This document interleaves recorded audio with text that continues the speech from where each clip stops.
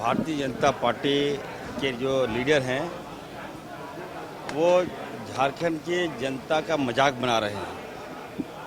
न केवल झारखंड में बल्कि पार्लियामेंट में भी पूरे देश में झारखंड के आदिवासियों का, दलित भाइयों का और हमारे मुसलमान भाइयों का मजाक उड़ाया जा रहा है। हम गरीब हो सकते हैं लेकिन मेरा अपना सम्मान है और सम्मान के साथ भाजपा खिलवाड़ कर रही है।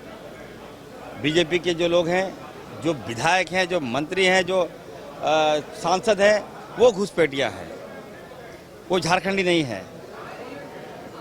झारखंड में आकर यहाँ का वोट लेकर विधायक बनते हैं, ये लोग सांसद बनते हैं और लोगों को गाली देते हैं। यहाँ कहीं भी कोई घुसपैठिया नहीं है। अगर घुसपैठिया है तो मैं तैयार हूँ, बीजेपी के नेताओं को टिकट दूंगा, तेल का खर्चा दूंगा, हेलीकॉप्टर मुहैया कराऊंगा, चार्टर प्लेन दूंगा, गाड़ी दूंगा और जामताड़ा, पाकुड़, साहिबगंज, गोड्डा, जहाँ जाना चाहते हैं चलिए, एक एक घर में दिखाऊंगा।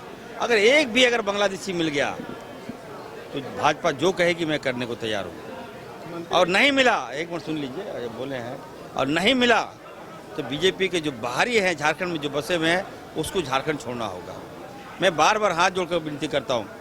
आप बांग्लादेशी घुसपैठिया की बात कर रहे हैं, 2-3 महीने में चुनाव है, तो जो घुसपैठिया को आप बात कर रहे हैं, अगर आप बिजली बेच रहे हैं वहाँ बांग्लादेश में, आप बिजली बेच रहे हो, ज़मीन किसका है? मुसलमानों का ज़मीन पर अदानी अंबानी प्लांट लगाई है।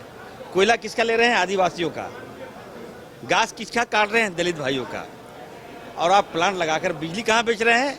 झारखंड में बिजली नहीं दे रहे हैं, बांग्लादेश को आप बिजली दे रहे हैं। भाजपा के नेता वहाँ जा रहे हैं, अदानी अंबानी बांग्लादेश जा रहा है, वहाँ एकदम बिरयानी आप खा रहे हैं, पैसा वसूल रहे हैं, वहाँ आप गाली नहीं देते। लेकिन ठीक, आप वहाँ जब ये इंडिया आते हैं तो गाली देते हैं। तो मैं कहूँगा टोटली लैप्सेस है। अगर बीजेपी के नेताओं को बॉर्डर सिक्योरिटी फोर्स पर विश्वास नहीं है, भारतीय सेना पर विश्वास नहीं है, भारतीय फौज पर विश्वास नहीं है और अमित शाह जी पे विश्वास नहीं है, गृह मंत्रालय में विश्वास नहीं है, तो आइए इरफान अंसारी के पास। आपको मैं झारखंड फोर्स दूंगा, आपको झारखंड पुलिस दूंगा। झारखंड की पुलिस जो है बांग्लादेश बॉर्डर जाएगी, वहाँ रक्षा करेगी, चाइना बॉर्डर जाएगी, हमारा जो झारखंड पुलिस वहाँ रक्षा करेंगे और पाकिस्तान बॉर्डर भी हम भेजने का काम करेंगे, वहाँ रक्षा करेंगे। एक भी घुसपैठिया हम नहीं घुसने देंगे।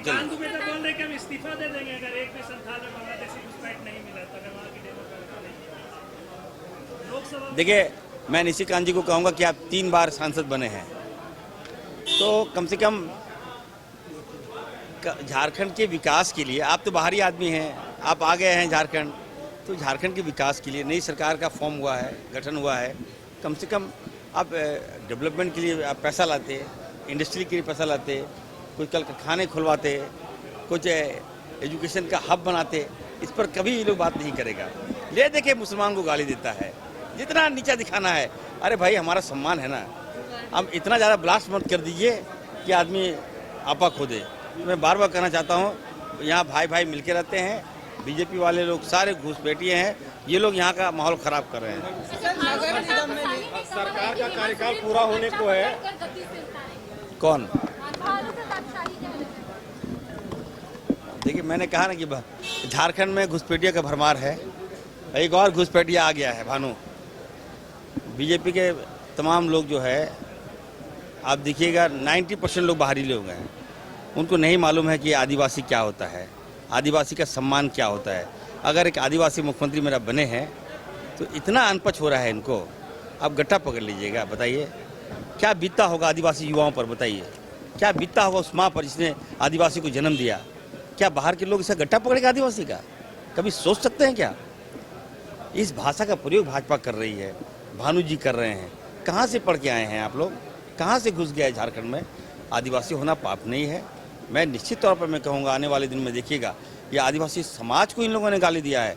एक एक आदिवासी, अगर जरा भी आदिवासी में सम्मान होगा, अगर जरा भी नैतिकता होगा और जरा भी अगर अपने आप से प्यार करेगा, कभी भी भाजपा को चढ़ने नहीं देगा, इसका बदला लेगा। हेमंत सोरेन जी का मतलब है आदिवासी समाज, और आपने समाज को गाली दिया। गट्टा पकड़ लीजिए, ठीक है, मार दीजिए। पेशाब मुंह पे पेशाब किए तो मन नहीं भरा और अब गट्टा पकड़ने पे चले आए। इतना हिम्मत हो गया है, ठीक है, पकड़ लीजिए गट्टा, लेकिन चुनाव में हम लोग देखेंगे। सरकार के कार्यकाल पूरा होने को है, अल्पसंख्यकों के कल्याण के लिए काम हुआ, उसमें आप कितना संतुष्ट हैं? सरकार का कार्यकाल पूरा होने को है, अल्पसंख्यकों के कल्याणकारी काम कितने हुए, आप कितने संतुष्ट हैं इससे? अभी तक मॉब लिंचिंग का वादा किया गया था, सरकार में पूरा नहीं हुआ है। भाजपा जो जलील कर रही है, कौन रोक रहा है? कोई पार्लियामेंट में हमारे मुसलमानों को गाली दे रहा है, कभी आप इस पर पूछे हैं क्या? मॉब लिंचिंग कहाँ हो रहा है? हम लोग है ना मॉब लिंचिंग के लिए कानून बना रहे हैं ना, रोका कौन है? भाजपा ने रोका है। निश्चित तौर पर मैं कह रहा हूँ, कोई भी कानून में हाथ में लेगा, अब वो समय चला गया, आ गया इरफान अंसारी। सबका सम्मान होगा, मुसलमानों का सम्मान होगा, दलित का सम्मान होगा, आदिवासियों का सम्मान होगा। मुसलमानों का जो हक नहीं मिला है हम लोग दिलाने का काम करेंगे। अब मैं आ गया हूँ, नाइंसाफ़ी उनके साथ नहीं होगा, ये आप कान खोल के सुन लीजिए। चलिए हो गया, मुक्ति होगा, मुक्ति होगा। कमाल करते हो जी, बच्चे घूमने की इतनी जिद कर रहे हैं और तुम हो कि तुम्हें फुर्सत ही नहीं मिल रही। अब इतनी गर्मी में जाए तो जाए कहाँ?